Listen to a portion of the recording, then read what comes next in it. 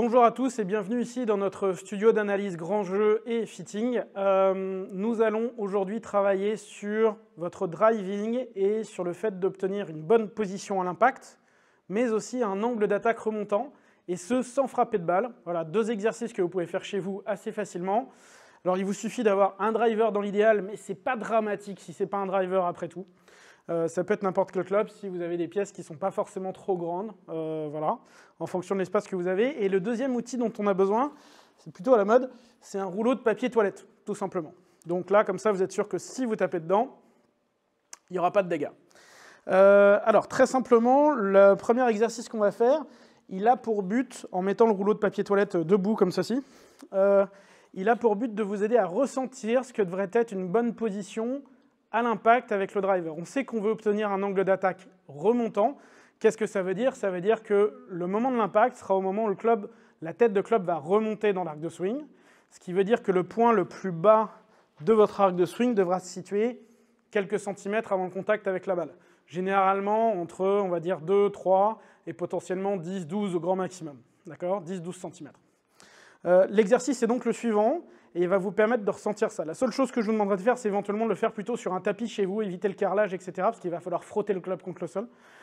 Donc très simplement, vous allez vous mettre en position ici, en imaginant une position d'adresse. Vous voyez, j'ai positionné le rouleau de papier toilette en face de mon pied gauche, puisque je suis droitier, mais en face du pied avant, tout du moins du stance.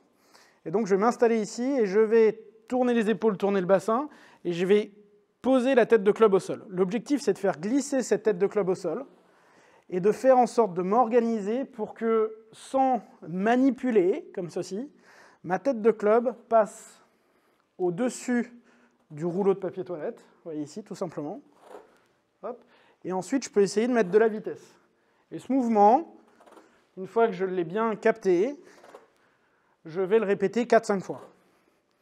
Une fois que vous l'avez répété 4-5 fois, vous allez faire tomber le rouleau de papier toilette, ici.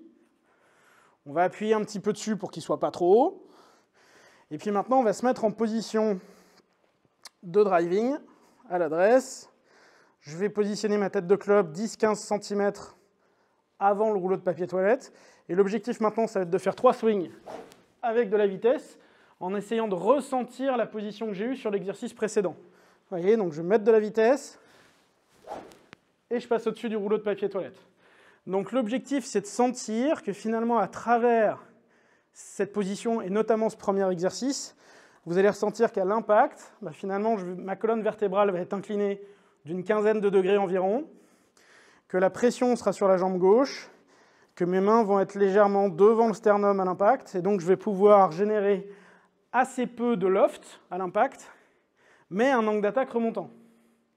D'accord? Angle d'attaque remontant ne veut pas dire avoir forcément beaucoup de loft à l'impact, auquel cas votre balle partirait trop haute et vous n'optimiseriez pas la distance avec votre driver. Donc voilà, je retourne faire cet exercice-là, ici. Je sens mes 15 degrés d'inclinaison ici, je sens la pression sur ma jambe gauche, vous voyez ici, et je frotte ici.